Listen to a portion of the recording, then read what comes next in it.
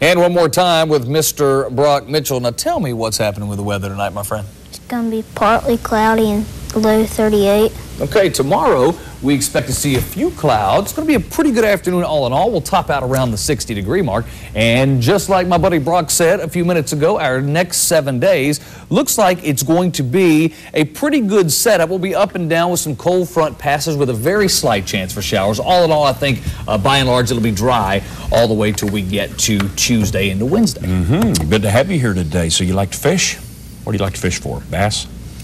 Yeah, bass, catfish. Whatever's biting? Cool. What's the biggest bass you've caught? Probably about like a 6-pounder. 6 pounds. Wow. I'm impressed. That's a big bass. We'll have to head up to the lake sometime. I love the bass fish. We like to wet a hook now. You bet. All right. We're back in 30 minutes for the news at 6. World News coming up next.